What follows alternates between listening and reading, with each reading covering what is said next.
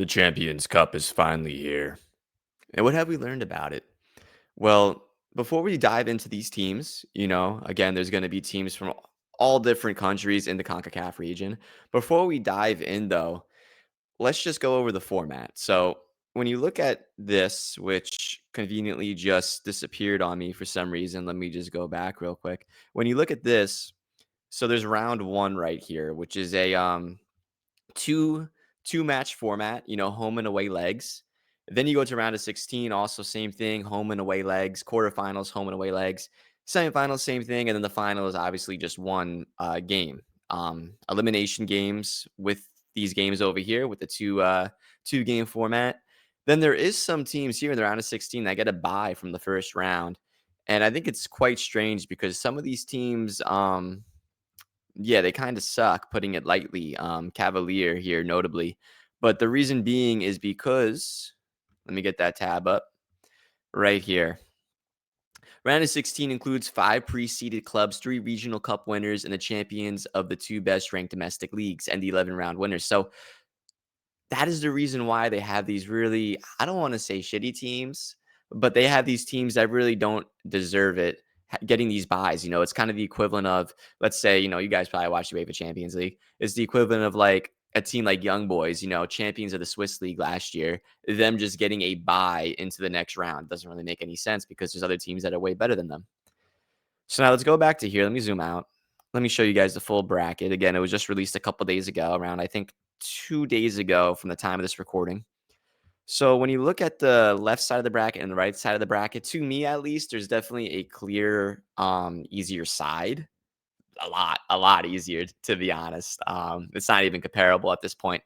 This side is way easier than this side. You got this side, you really only got one Mexican team, Monterrey, that is going to be competing. And then on this side, you got America, you got Cruz Azul, you got Real Hope. Okay, I'm just kidding about Real Hope, but you got Tigres, you got even Cincinnati's good. LA Galaxy, of course, is great. They won MLS Cup this year. This side, I feel like we have an easier chance for Major League Soccer team to make it to the semifinals.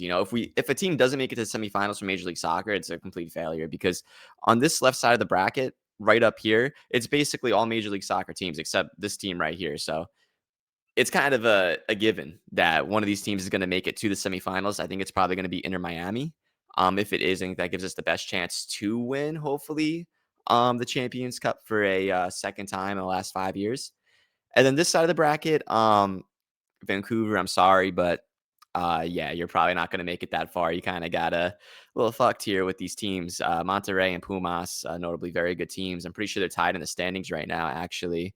Let me get that up real quick. Let's see. So yeah, this is the standings of the Liga MX this season. Cruz Azul completely dominating. I didn't realize they're doing this good. Like, Jesus Christ, 42 points, only one loss on the season. Then you got Tigres also in on the Champions Cup, as we saw previously. You got Pumas and Monterrey on the same side of the bracket. Basically the same records and everything. Very close. Yeah, goal difference almost the same. Yeah, very similar. Literally the same exact record. So yeah, very similar teams there. So down here, it's either going to be, I think, Monterrey or Pumas who goes to the semifinals. Up here, Inter Miami. Hopefully, Inter Miami can beat Monterrey and make it to the finals. But if they do, they're going to have a tough test ahead of them because America, Cruz Azul, again, we just saw how good they're doing this season. Jesus Christ. I think it's probably going to be a Cruz Azul and Inter Miami final if I had to do an early prediction. And it kind of sucks for these teams here. Like Seattle Sounders, like they're a good team, but just their placement on the bracket is so unlucky.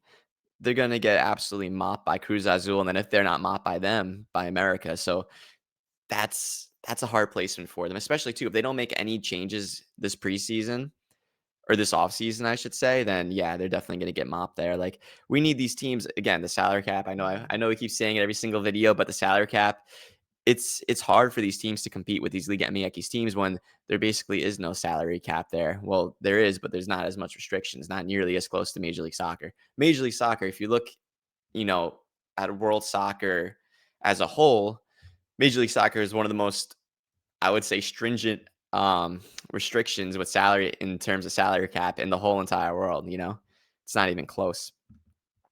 And then also with Liga MX, with LA Galaxy being on that side of the bracket, having to play Liga MX teams, it's not looking too good for them either because Riqui Puig, he's going to be out, it looks like, for the whole entire season of 2025. So he's not going to play one Concacaf Cup game, it looks like, which is kind of devastating for them. Yeah, he's going to be out for the whole entire 2025 MLS season, depending on his recovery. Which having recovery like that, if he did actually tear his ACL, as they're saying, I don't think he completely tore it because if he did, there's no way he'd be able to play on it. That's just kind of basic biology there. So it's probably like a minor tear, but even then, he's going to be out for a very, very long time.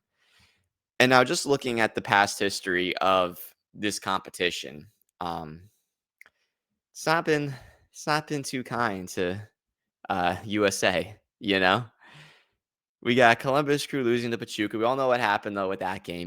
Maybe a little bit of shadiness going on with the food poisoning, but lost to Pachuca. LAFC losing to Lyon. Then we got Seattle Sounders though.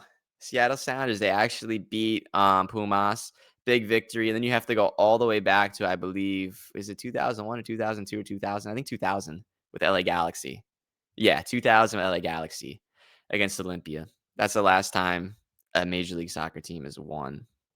And then obviously got DC United back here too. But that's not even when the competition was, the correct name. So people don't even count that.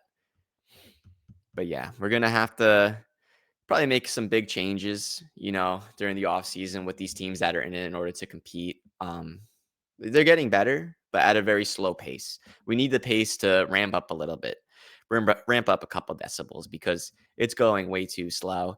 And as we saw with the new data coming out with Major League Soccer with the Cup, how many viewers were actually watching it, and then how many viewers are watching it with the Apple TV subscription. It was embarrassing. It was like if you combine Fox and Apple TV, it was like 684,000, which is pretty pathetic. That's so low. That's so low. And then if you just do Fox, I think just Fox was in the 400,000. So we're gonna have to make some big changes. Don Garber, please do something at a quicker rate, at a quicker pace, and it should help out everyone.